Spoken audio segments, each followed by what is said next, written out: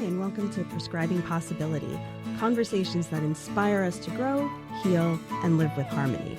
I'm your host, Dr. Dimna Weil. Thanks for joining me, friends.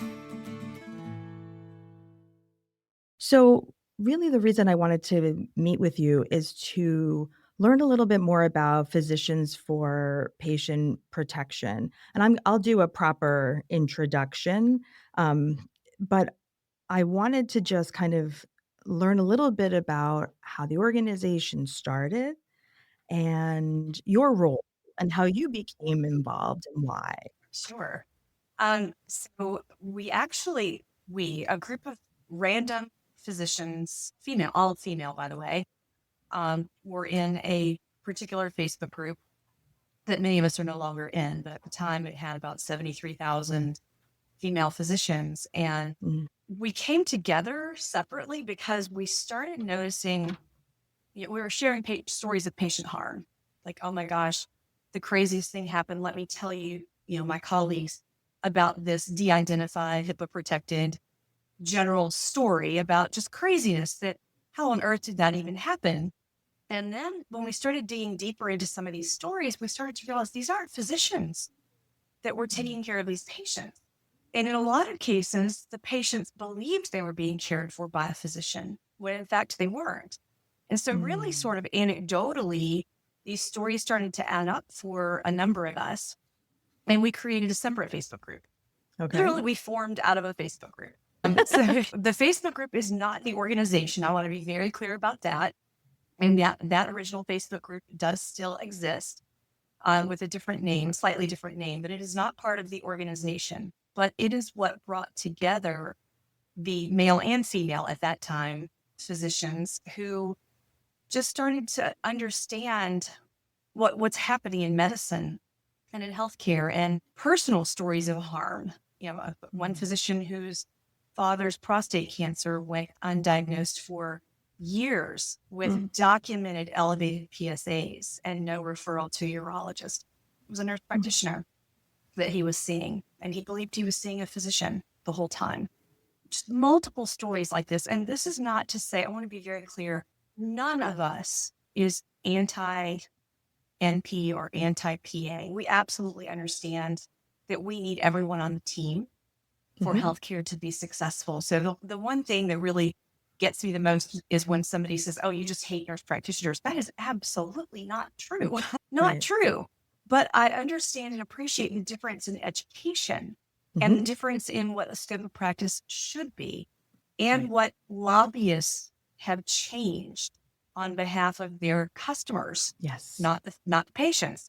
Right. And how, as increasing autonomy has been gained, hospitals are actually replacing physicians with non-physicians and keeping only enough physicians, in token to meet the letter of the law, not a real standard of health care.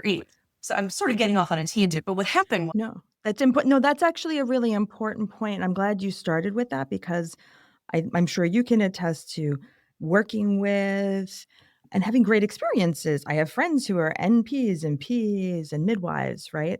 So it's really important that this is not a bashing session. It's a transparency sort of conversation. Tell me where I'm wrong? You said that perfectly, actually. And you just segued into the rest of the story of how PPP came about. So within our focused Facebook group, we decided, with our Democratic Facebook group, that we were going to be nonpartisan.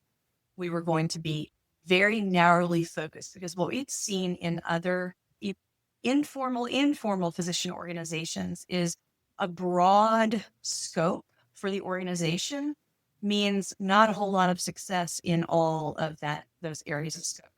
Yes. So we wanted a very narrow mission. And what came out of that is we wanted to ensure physician-led care for all patients and to promote truth and transparency regarding healthcare credentials. Excellent. And then ultimately we realized a Facebook group was just not going to be enough to make things really happen. And we formed at the time in 2018, a 501c4 organization. We have since converted to a 501c3, which might sound ironic for a physician organization, But initially, we thought we were going to be doing a lot of lobbying, which is why we Mm, wanted to form the C4 organization. It would allow for lobbying. But in reality, what we ended up doing was a lot of education and a lot of advocacy. And that's the work mm, of the C3. So we're right. now a 501c3 organization recognized by the IRS. All donations and fees or dues are tax deductible to the fullest extent allowed by the law.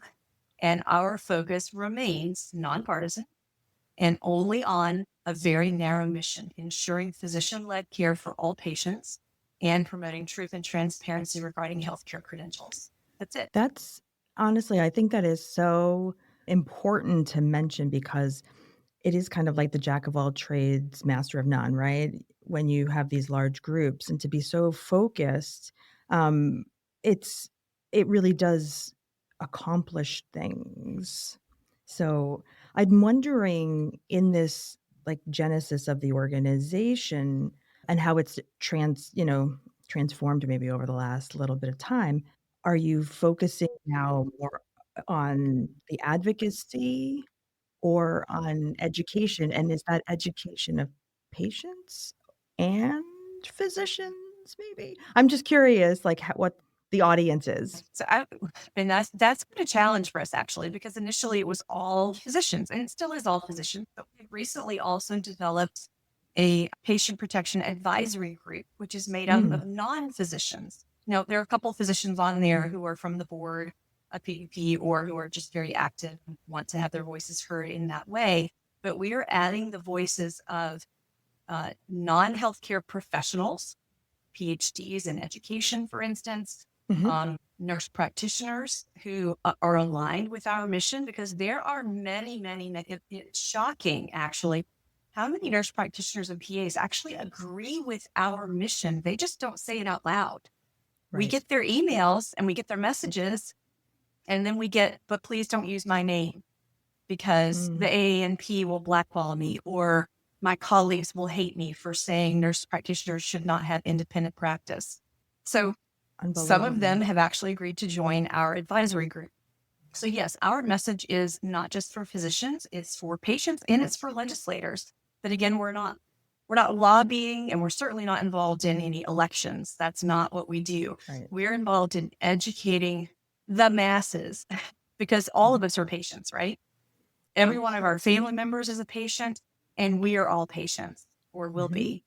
And so Yes. it's important to us as a group that physicians are still around and that patients can access our level of care when it's needed.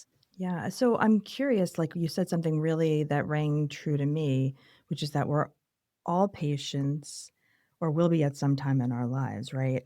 So one of the things that I'm exploring in my writing is this kind of like infinity loop of where we're the physician or the caregiver, and then we're the receiver, and then we're the giver and the receiver, and it's this ongoing infinite connection that I think is missed by a lot of us. Like in medicine, we think about ourselves only as the caregiver. But when we're on the receiving end of things, it really starts to hit home that we are having a very different experience maybe as physicians because we know these things versus our family members versus our patients that we leave to the hospital to, the hospitalist to care for instance. Absolutely. Well, and we're told, the organization is told nearly every day, we're being histrionic, we're being ridiculous, we're being anti, you know, NP, anti PA. We're not any of those things. But Mhm. we're uncovering things that are uncomfortable for the corporations to hear. Yeah. Yep. For instance, we're now having to push our colleagues to push for laws in states to ensure that every emergency department has a physician on site. What? Why do we have to push for that? Because there aren't. And I'm not talking about urgent cares, I mean actual emergency departments of hospitals. There are a number of them across the nation that are staffed not full time by physicians. They might have a physician for 8 hours, or they might have a physician on certain days. The rest of the time is completely on non physician staffing. There have been stories of harm that have come from this. There was one in particular in Oklahoma several years back. Alexis Ochoa, a 19-year-old basketball player, was taken to an emergency department in Oklahoma, was seen by a nurse practitioner, no physician on site. She had a PE, but the nurse practitioner labeled her as being drug seeking. And the paramedic who dropped her off in the ED actually said to the nurse practitioner, I think she's having a PE. And the NP still blew her off, ignored physical symptoms, and actually gave medical intervention that made her worse. Gave her a beta blocker for anxiety. What does that do? Now we can't compensate for the PE that we're having, right? So Alexis Ochoa died at the hands of a nurse practitioner in an emergency department with no physician on site. So we're now advocating out loud that every ED have a physician on site. We know it's not reasonable to ask for an emergency medicine physician necessarily to be on site at every emergency department, but you can certainly have a physician who's well trained. So why is that not reasonable? If you know, I don't know. It could be a very complex. It's actually not complex at all. Follow the money. These hospitals, particularly ones who are now being taken over by private equity, Yes. are all about the bottom line. They're cutting staffing. They're running things at the bare bones. And if the state law allows them to staff with no physicians, then that's what they're going to do, because they could pay a nurse practitioner and a PA a lower salary than they can pay a physician, and patients be damned. Unbelievable. I had no idea that was happening. Like, I would imagine if I was traveling in Oklahoma and God forbid needed to go to an emergency room, that I would have an emergency room colleague taking care of me, or one of the nurse practitioners or PAs that were working on the care team with my emergency room colleague. Exactly. A physician who Oh is my trained gosh. to work in the emergency department. Yeah, that's a really scary thought, because I don't think people realize the difficulty that our colleagues in emergency medicine face every day in terms of the scope of care and the experience that they get. I remember my rotation in the emergency room being like, "Oh my god, like, this is bananas. I don't know how they do this." It's primary care plus trauma. I mean, Yeah, it more literally is trauma. the full spectrum of care. Yes. And interventions, honestly. Absolutely. Well, and it's being an efficient diagnostician is Yes. what makes an emergency department run well. And when you don't have the educational background or experience to do that, patients are going to be harmed. And that's exactly what we saw happen in this Yeah. particular case. Another thing that has changed drastically and that has really colored our positions is that nurse practitioner education has changed dramatically since 2010, actually, when the Affordable Mm. Care Act provided a lot of money for a nurse practitioner graduate nurse education, but none for GME, none for residents, but plenty for NPs. So what happened? A lot of for-profit NP schools popped up because they could get Mm. funds from the government, right? Right. And now we have, I think it's 26% as of like 4 or 5 years ago, 26% of nurse practitioners are entering direct entry nurse practitioner programs. That means no nursing experience, no nursing degree. Here's how that works. Look it up. And it's not at fly by night programs. Vanderbilt has one. What? Yes. Yale has one. Direct entry nurse practitioner program. You can have as long as you have a bachelor's degree in anything, you can apply to a direct entry NP program, and in 19 months, blow right through your RN and get your NP at the end. It's scary. Correct. Over 20% of nurses today and NPs today are in that type of program. NP schools have almost a 70% acceptance rate across the board, and many of them have 100% acceptance rates. If you have a pulse and a checkbook, you can get in. You might even just need the checkbook, honestly. That's probably true. It's I actually mean, probably true. And the other thing is their yeah. national certifying exams. Funny story about that. Their national certifying exam, it's offered by two organizations. One is the AANP and one is the ANCC. Those are the two pathways a nurse practitioner can take to become nationally certified after their school and after their clinical hours are done. If you fail one, you can take the other one. And by the way, those were always called national certifying exams until maybe 10 years ago, when physicians, you might recall, did a huge PR campaign about the importance of board certification. Yes. Physicians need to be board certified. That's the standard, right? Mhm. Well, nurse practitioners decided they should also be board certified. The AANP and the ANCC changed the name of their national certifying exam to a board exam without changing the content of the exam. So now nurse practitioners can all claim to be board certified. And it's not the same, and people don't understand that. And they require only 500 clinical hours to sit for those exams. What? 500. 500.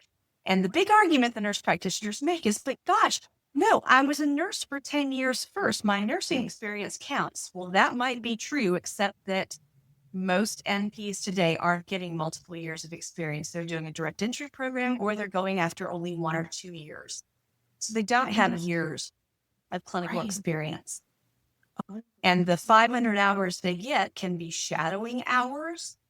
If you look on any random mom Facebook group, mm, you'll see NP students begging for preceptors of random people.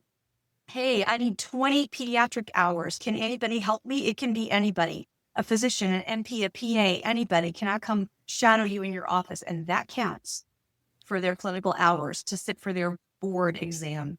well, And I why are we horrified? well, Here's there's why no we're reason. horrified. Yeah, and I think, honestly, I think the nurses and the nurse practitioners should be horrified too.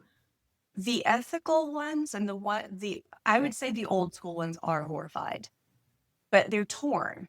They can't Mhm. tear down their own profession when they're still in it. Right. So they have to be careful. There is one, I think he's a champion. His name is John Canyon, Canion. He's a nurse practitioner. He has actually written a huge white paper. He's gone on the talk circuit to physician groups and to nursing groups. He has lobbied the nursing organizations to step up their standards Mhm. because he's mortified at the standard coming out of NP schools today. And he's an old school one. He was a nurse for, I don't remember how many years, but multiple years before he went back to NP school. And he continues to do advanced education. So he's horrified by what he's seeing coming out. And he's one of the few to speak up about it. The others just sit silently and then tell us we hate nurse practitioners. That's so I mean, it's so disheartening because I think that that storyline is kind of sold to the younger students that are going through, that this is what they're gonna be up against, and it's not that at all. It's they're being cheated and they don't even know it. 100%. And they're definitely being taken advantage of. I mean, they will complain privately, in social media groups that they're thrown into clinical situations that they don't feel prepared for.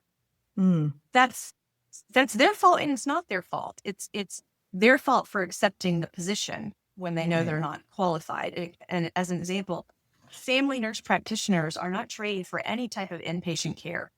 None. Not IVs, nothing. It's all outpatient. And yet FNPs will get hired by hospitals to Yeah. work on the floor as a hospitalist nurse practitioner. No inpatient experience, no inpatient education. There is such a vast misunderstanding by the people doing the hiring of what NP and PA education actually entails and the type of additional training they need during onboarding. When a new RN starts, they're given a 6 month or 1 year onboarding program Yeah. that gets them up to speed for whatever unit they've been hired to work on. And for most nurse practitioners, that's not what's happening. They're thrown into an office, a clinic, or a hospital setting and expected to run from day one. And that's fair because that's what they claim to be able to do. If you look at the AANP position statements, the AANP says NPs don't need to do additional postgraduate training. They are fully qualified on day one. Go look on the AANP website. Right, and this is an interesting point, like, that's what they say, but according to whom? According to the AANP. Right, but that's I I mean, that's like somebody saying, they invented something and this is the greatest thing ever. Of course they're gonna say that. Like, are we that silly as a society that we just take that at face value when we're playing with people's lives? We do. And here, I think It's such a multifaceted issue. Yeah. Mm.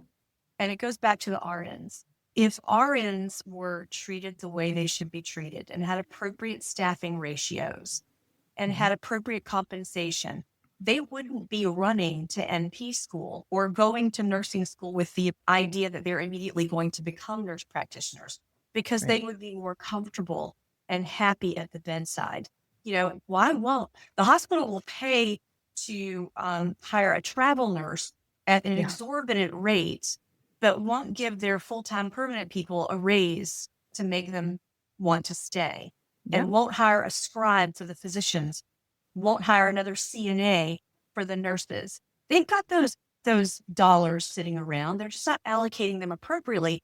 And as caregivers, both RNs and physicians, we're trained just to give care, right? Right. We're ethically bound, duty bound to do the right thing for the patient. And so we will take and take and take and take abuse until it drives us into the ground or drives us Would into NP school.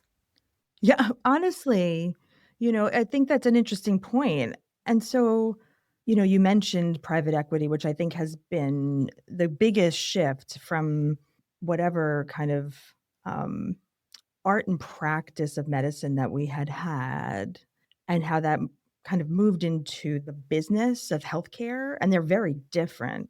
And now the business of healthcare is really in charge, and people don't recognize that that's driven by a completely different set of metrics and goals than those of us who have been trained to take care of patients in a way that is the art and the science of medicine.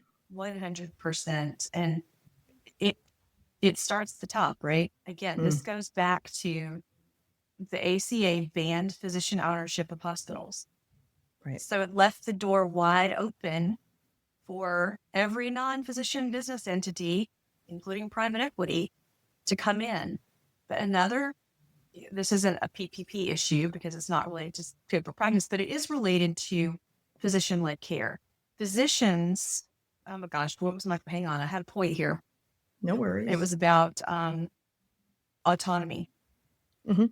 Hospitals and private equity buying up physician practices and making physicians employees, turning them into rats on a wheel to generate more RVUs for diminishing returns, has been a huge part of the demise of medicine.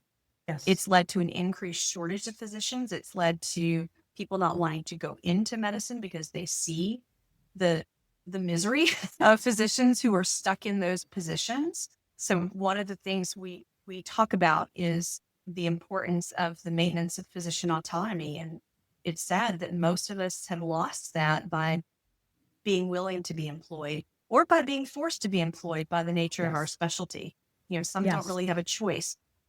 It's And such a well, multifaceted exactly. problem. I was gonna say, and for those listening, that is a very multifaceted problem, and it goes to the complexity of healthcare in this country where, I mean, as an OBGYN in New York, it's almost like $200,000 a year to be insured.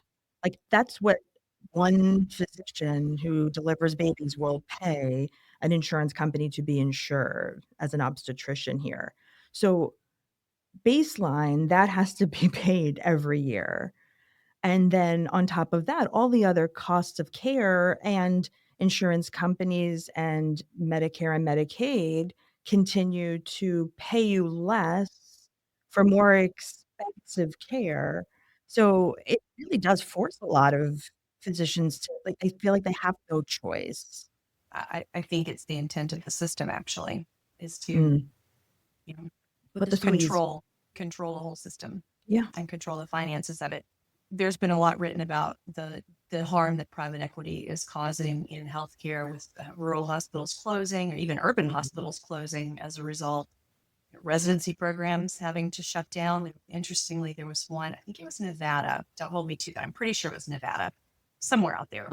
A neurosurgery residency shut down, and I think it was 8 residents, and they had to hire 28 NPs and PAs to do the work of those 8 residents. Now, if you want to talk about more facets to the problem, Abusive residents is one of them. Why should it take 28 full-time NPs and PAs to do the work of 8 residents? Something's Right. not right here. That's that's a really I actually kind of felt a little sick when you said that. One of the things that's part of the problem is the way that we're trained as physicians, right? We're trained to accept that that's part of the process. It's we kind of lose our own ability to look out for ourselves because it's our nature to care for others and to give, and that's honestly, it's abused in the system. It's Yeah. expected that we will just lie down and Yes. take whatever is dished out at us, and that we'll say thank you in the end for it because we You're finish s with you're your so welcome lucky. credentials. Yeah, and you're so lucky to have this position. Yeah. It's a Thank you for the meeting. wonderful May I have another? Yeah. And I think that a lot of us would say, yes, it is an honor to be a physician. It is an honor to have gotten into med school and trained and done all of these things. But that doesn't mean like you should be able to just continue to abuse. But when we are trained in that system and our own ability to kind of like look out for ourselves and care for ourselves has been trained out of us, you come out on the other end and you just want to go take care of patients. Yes, that's exactly the issue. And that the system expects us to be abusable. It's part Yes. of the machine, right? Hmm. And one reason, too, I see that physicians are at a disadvantage within hospital systems, it's not just the salary. It's that when we're practicing, it is our intent to do the right thing for the patient. And sometimes that's not the cheapest thing Yes. for the hospital. It's not the most efficient thing for the hospital. And so physicians, I believe, will stand up to the powers that be that are preventing the proper care from being given, whereas NPs and PAs might be less willing to take that stand, less confident to take that kind of stand. Hmm. It's my sense that they're more willing to be an employee Right. And than an actual caretaker. yeah, it's the training, right? Like, how many hours did you spend in that hospital watching all of these things and learning from others who just have the purest intent to care for patients? I mean, I think that's why we all go into it because we care. And I'm not that's saying that to mean that like PAs and MPs don't. That's not at all what I'm saying, but they are taken advantage of and they don't even realize it. 100% they're taking advantage of. Some of them do realize it, but they go with it. That like you can see Right. comments, in random places and social media outlets that they're aware they're being taken advantage of, but they'll do it because they'll take home a paycheck. And it's a pretty good one. It is a pretty good one. Many of them believe they should be paid more. In Washington state right now, I believe that nurse practitioners are lobbying for legislation to mandate pay parity with physicians from insurance companies. Right now, if a patient sees an NP or a PA without a physician involved in independent practice state, they're reimbursed 85% of the physician level for that code. If a physician sees the patient and signs off on the chart, then it can be billed incident to, and 100% is then collected. But in the independent practice states, again, they want to get rid of physicians.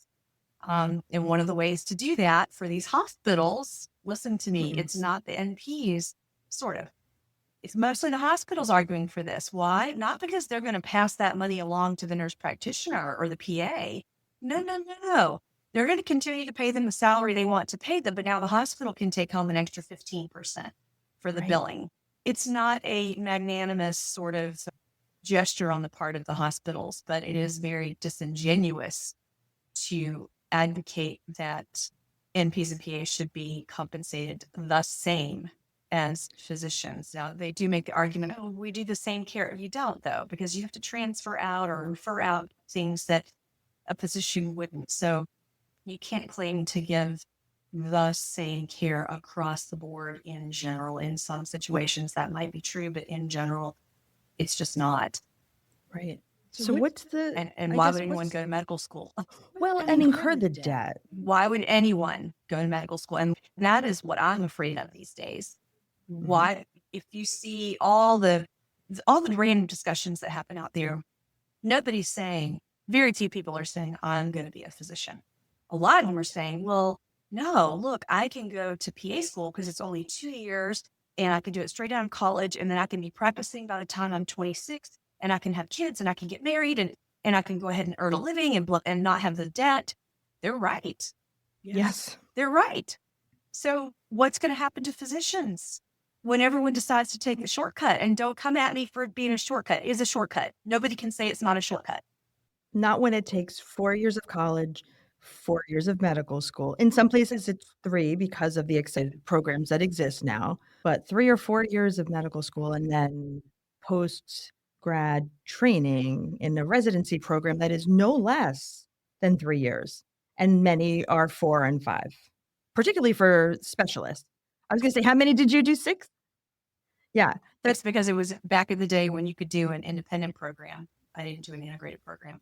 independent meaning that it was specifically for plastic surgery as opposed to general and then a subspecialty, No, I did or general and then sub, but you did? you could get into it before finishing general. Like you could apply if I you had a see. good resume, you could apply for at least 3 years of general. And Oh, so you knew where you were headed. yeah, well, I didn't. I thought I was going to. I knew I was going to be a surgeon, but I thought I was going to do general surgery. I honestly didn't. I thought I was going to do Really? general surgery in a rural area in Georgia. I grew up outside of Savannah, in a rural area. I Mhm. wasn't going to necessarily go back there, but surgery was for sure what I wanted to do. My mom was a nurse. I loved looking at all of her nursing books, and the ones that fascinated me most were the wounds and the Yeah. incision. But I went to a medical school that didn't have a plastic surgery department or division, so I had no exposure to the field. So I went into general surgery, and I thought I loved thoracic, I loved vascular, I loved trauma. Mhm. And I was doing my residency in Chicago, inner Oh, city wow. Chicago in the mid 90s, dating myself a little bit here. Um, No? but in my second year of general surgery, my team was doing a mastectomy. And this is, again, inner city Chicago in the mid 90s. Almost nobody was having an immediate breast reconstruction. They were having their mastectomy, going flat, and then maybe later at some point having a reconstruction that we had nothing to do with as the Mhm. general surgery team. So I didn't know nothing about that. Yeah. But this particular patient, there was a plastic surgeon coming in who was going to do an immediate breast reconstruction. And I begged my chief to let me skip whatever the next case was, probably lat chole or, yeah, probably lat Right. chole. Yeah. And then he said, sure. So I stayed behind, and the plastic surgeon did a translap where he took an abdomen and built a breast. And I was like, that's what I'm doing. The angels sang. And I went to my program director and said, what do I have to do? Figured it out, got there, finished, came back to Atlanta and hung a shingle, not knowing a soul in Atlanta, and going solo because I am a firm believer in physician autonomy and I didn't want to be an employee after having been a resident for so long. I was done Mhm. with that and quickly found that if you didn't join the right physician circle, you weren't going to get to do breast reconstruction in this area. You weren't going to Hmm. get those referrals. They're already sort of ingrained in the groups Yes. that have formed. So as a result, my practice grew in a different direction and it gave me more freedom, actually. That's a whole other topic that's unrelated to the work of PPP. We're about Yeah. advocating for all physicians and physician-led care. Well, I think it does apply in the sense that, I mean, just to hear that story, to hear your story of seeing what was possible for you and what you wanted to do, and that still wasn't even available after all of that education, right? I mean, and training and intention. So I guess, I how do we design systems that work where, like, the team members' scope of practice is respected and not diminishing, like, what their contributions are to the team and how we can all be kind of working together to ensure the best care for the patient, because I think the patient's getting lost in all of this. And the patients don't know. I mean, they'll call anyone who walks in the room in a white coat doctor. Well, unless you're female, then they'll call you They're like, nurse. "Yes." Should they call nurse, and you get to correct them, and then then a nurse gets offended that you've corrected them for. Uh, Yes. So true, so real. we have to get the patient more engaged in this. The patients are understanding, I think, that care is changing. It's harder to get. It's harder for them to find the care they're looking for. But I don't think the patients yet, they're saying it's hard to see a doctor. I don't Right. think the patients yet are understanding why that is. That it's coming from the financing. It's coming from insurance company pressure on physicians making us leave. It's Mhm. coming from private equity. It's coming from corporate owned hospitals, big systems. It's coming from vertically integrated systems, the CVSs and the Optums that, they don't have a monopoly because every level is something different, but that vertical integration sure feels and works like a monopoly when Mhm. United Healthcare is the largest employers of physicians in the whole United States. And they control the pharmacy benefit manager company that dictates your prescription prices and coverage. And they control the nursing homes, and they're the insurer that pays all of the above. How Or is that doesn't. not a monopoly? There are so many angles that we have to work on. But Yeah. honestly, if enough patients got angry because they understood all of the madness going on and actually educated their legislators, I think we Mhm. might see some changes. And Mhm. honestly, if the good NPs and PAs start to speak up and say, this is not Mhm. right, we're not going to Yes. take that position because we're not qualified for that position. And we're not going to Right. slog our way or fake our way through it until we are qualified. You have to either get us qualified or don't hire us for that. Have some integrity. Right. Well, it's like have some integrity and care for the patients. Like we are so centric to a fault in the medical school training kind of environment. I feel like we focus on it so much that we completely disregard ourselves. But in every other aspect, it's not that. It's money. 100%. Yeah. Yeah. I would say though, this generation of physicians coming out seems to have a different mindset Mhm. than say my generation. And that's not a bad thing. Say more about that. Well, they're starting to say things like, residents really are underpaid. What can we do about this? Let's maybe Mhm. talk about forming a union. And Union. I don't care. I'm not going to talk about unions one way or another, but that's something that is being done in some residency programs to get better working conditions for residents. And it's sad that it's coming to that. People should just do the right thing. But and residents today are more focused on sticking to the ACGME required work hour restrictions and not, inching over them just because the attending says they should stay or they have to. They're actually saying, no, it's 80 hours and I've got to go now. Or, I've been Mhm. on 24 hours and now it's time for me to go.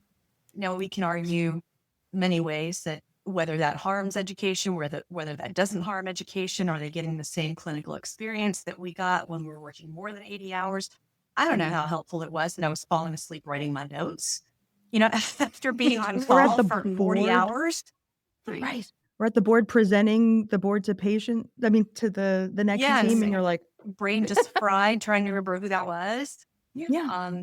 So yeah, I do think this new generation of physicians coming out is putting their foot down a little more about working conditions and standards and developing a work-life balance that is healthier than, say, our generation or my generation Yeah. did. And how that's going to impact physician availability, I guess will have to be seen. Is it going to mean we need more, NPs and PAs?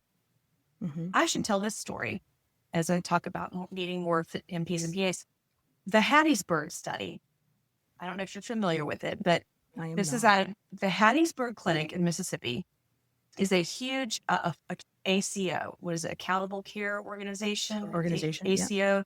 It's a huge ACO across the state of Mississippi. It's multi-specialty, hundreds of thousands of covered lives, and they actually are physician led, and their administrators are physicians.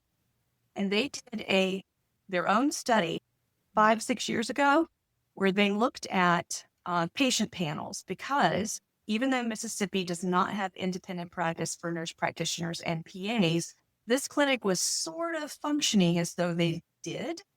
The Mm. NPs had their own panels, the PAs had their own panels, the physicians had their own panels, and the physicians were available according to law for, questions from NPs or PAs. But technically, all the panels were independent. And so Okay. these physician leaders said, let's look at quality from each of these types of practitioners. We're going to look Hmm. at referrals. We're going to look at prescribing rates. We're going to look at diagnosis codes. We're going to look at hospitalizations, rehospitalizations, emergency medicine visits. We're going to look at all of this quality data because their goal was to show that NPs and PAs were doing just as good as physicians so that they could Mm. offload more to NPs and PAs. And what they found was the opposite. The opposite. They showed that NPs made more unnecessary referrals, prescribed more unnecessary medications, antibiotics, steroids, controlled substances, and overall had, and even lower on things like vaccination rates. Yeah, very protocol based things that you would think would be a chip shot for an Hmm. NP or PA. Anyway, what they found was the opposite of what they had hoped. But what it meant was they restructured the entire ACO and they said, here's what we're going to do. We're not laying off NPs and PAs. In fact, we're going to need more of them now because our physicians are going to see every new patient to Hmm. establish the diagnosis and lay out the plan. The follow ups for that next year are going to be done by the NPs and PAs. So they're going to have a lot more visits to take care of than they had Right. before. But every year, or sooner if necessary, the patient has to then go back and see the physician again just for a check in to make sure everything's still on track. So it was a Doesn't that make win sense? win. It was a win for the patients because they're all getting physician led care. It was a win for the NPs and the PAs because we needed to hire more of them to Right. make this happen. And yet, when this study was published and when the AMA talked about it and when PPP talked about it, we were told it wasn't a quality study. It's just all crap, made up stuff, and that it's not accurate. Oh, Oh, no? yep. Mhm. Wow. But That's really when disheartening. it is disheartening, and the truth is, when the data is looked at honestly, evidence shows what you would think is evident. Less Right. training leads to worse outcomes, and that Right. is And the more risk. importance of physician-led care. Right. And I think I really do just keep coming back to it's unfair to the nurse practitioners and the PAs to be put in those positions. Like, we shouldn't be putting them in that position as physicians. But yet again, it comes back to how, I would see the team functioning. Like, I wouldn't want to put my NPs and PAs in that position where they're taking care of things they don't even necessarily know the complexity of. Right. So it's just, I don't know, there are so many forces driving it, and I think your point about how we all see our Cs, like how we all see ourselves, we're all gonna be patients, and we have to get outrage from that place, not necessarily from the physician place. Yeah. Yeah, Who's going to be and taking care of us? yeah, And that's a that's a scary scary thought. thought. When we don't have another physician standing over our sick shoulders to evaluate the care we're being given, who's going to do that? Because I don't trust that I would be given the right care necessarily Yeah. in Well, and the in the current system that exists today. I Mhm. think it's super important to have a knowledgeable advocate with you at Yes. the appointments and certainly after the surgery, before the surgery. Mhm. And I don't know that we're all going to have that. I don't either, and I think transparency is the bottom line. Like, you even have now doctoral programs. So I can talk a lot about that. I So it's bet. not just the DNP, but let's talk a little bit about the DNP. I can dive into some of the history of that if you're not familiar and I'm Sure. not boring you. Oh my god, this is amazing. This is fascinating because I'm learning so much. Sure. So Mary Mundinger is a nurse practitioner out of Columbia. She's on faculty there. I believe she's a PhD. Back in the day, don't even remember how many years ago, 15 years ago, 20 years ago. She is the mother of the Doctor of Nursing Practice program. And her vision, as she stated at the time in her white paper, was to develop a clinical doctorate for nurse practitioners so that they could have title parity with physicians and clinical parity. That was her goal for this DNP program. Well, in 2019, oh, let me go back before that. So these programs are established, and somehow the NBME decides that they work with Dr. Mundair, Mary, PhD, to develop a watered down version of step 3 that physicians take. And their idea was if these DNP graduates or near graduates took this watered down version of step 3, then they could truly claim equivalence to physician. Even though it wasn't the actual exam, it was a watered down version. They wanted to be, this is what they want to declare equivalence. What Go to happened medical was school. they had like a 32% pass rate Right. of the watered down exam. And now, like, the internet has been scrubbed of all evidence of this. You have to go to like the archive Wayback Machine to find the internet sites that reported, given the step Right. 3 results, we're churning ahead with these DNP programs, opening, left and right. 2019, Mary Mundinger is not happy with how things are going. And so she does her own study and publishes a paper about it. And she was upset because, again, her vision was to create clinical parity with physicians. In her paper that she published in 2019, something about potential crisis in nurse practitioner education is the gist of the title of her paper. She's upset because at the time there were 453 DNP programs across the US and only 15% of them were clinical. The other 85% were all research or leadership based. And yet at the end, every one of these DNPs gets a DNP. And in some states can walk in and say, I'm a doctor, without clarifying Everywhere. to a patient. It's horrifying. Yes. And without saying, oh, mine wasn't clinical, or without using the judgment to say, oh, no, I didn't learn anything clinical. I just did research. I shouldn't be using doctor in a clinical setting.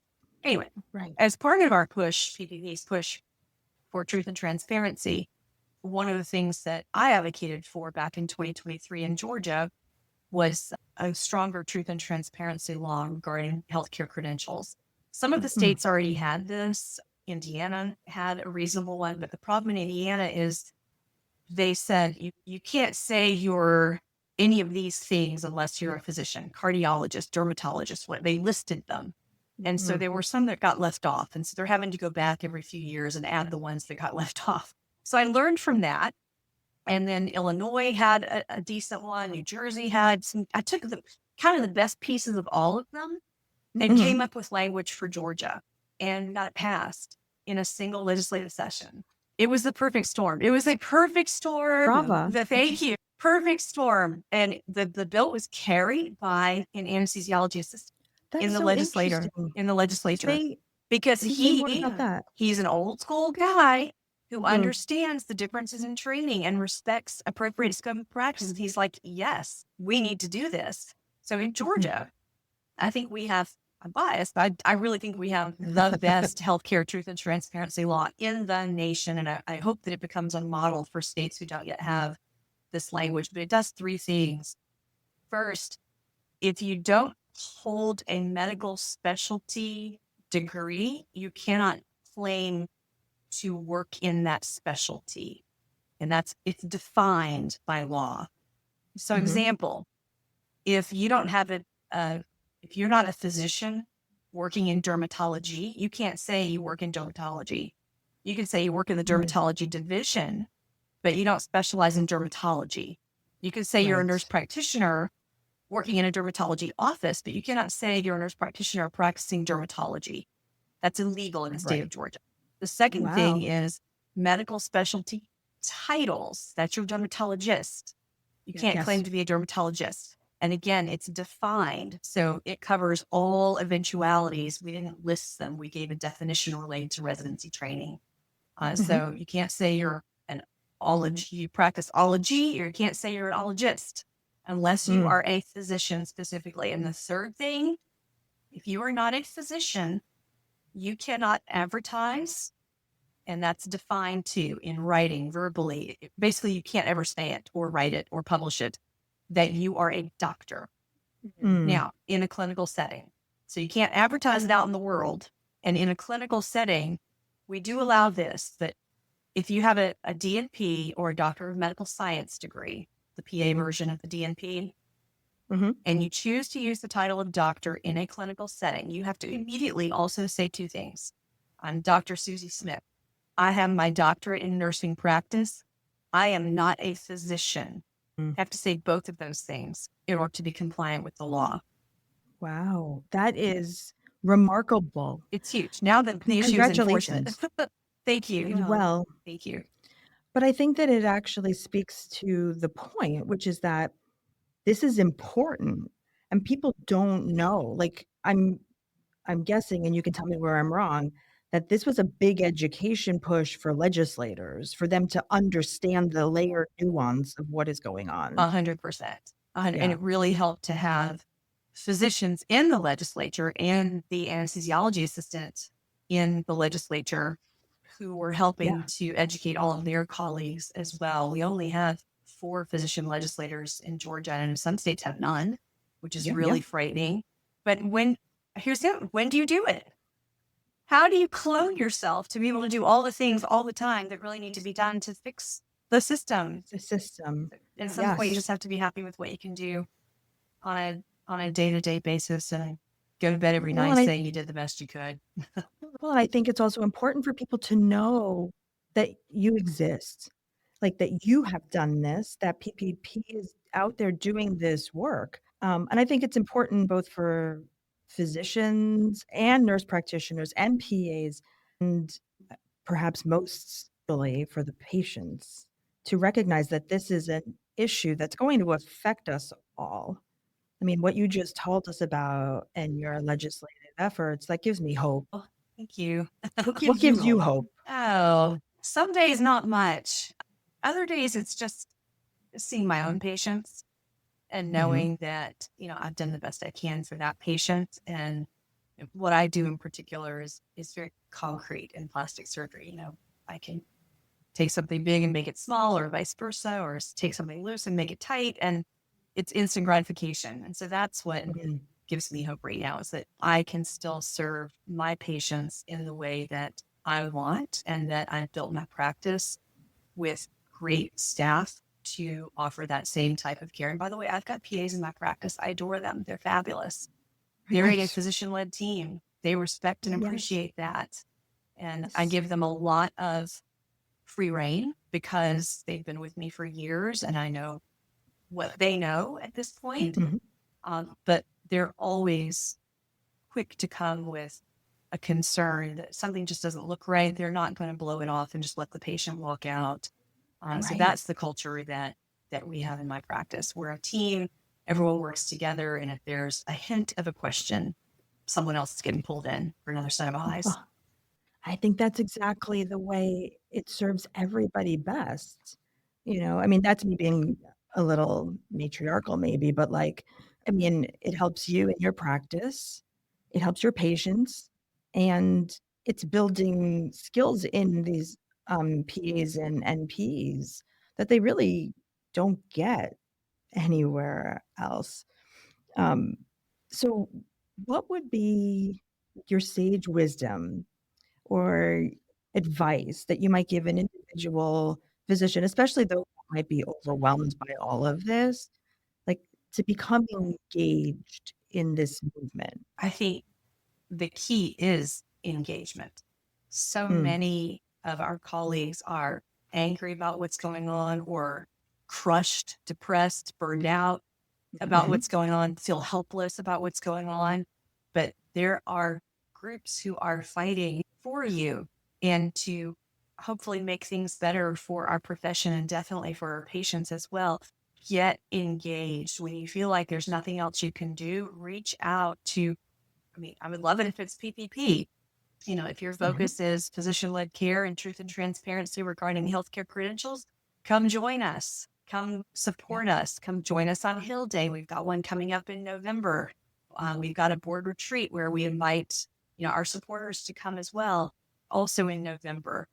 Um, wonderful. Join our we have a Facebook group for supporters, and we have our Mhm, original Facebook group that is not affiliated with PPP. But if you're not ready to support PPP formally with $5 or $10 or $1,000, whatever, then mhm, you can join the unaffiliated Facebook group and kind of get a feel for the things that people who care about what we care about are talking about. Join our newsletter, go check out our website. And if Mhm. we're not the right fit for you, then at least get engaged at your local level. Look at what your county medical society is doing. Look at what your state medical society is doing. There's some committee, something that can grab your passion and help you feel like you're making a difference for your profession Yes. and for your patients. I think that is a very heartwarming sentiment to kind of wrap up our conversation. I want to be mindful of your time because you've been so generous with me. I could, I could talk to you about this all day I long. just realized what time Um, it was rather I than know. blathering for over an hour. Not blathering. This is really, I think it's been a really eye-opening experience for me, quite frankly. I did not know a lot of the things that you've shared. So I can't imagine that there are many more, physicians, clinicians of different types that don't know. 100%. They don't know. And it's just, they haven't been exposed for whatever reason. Carmen, I am so grateful.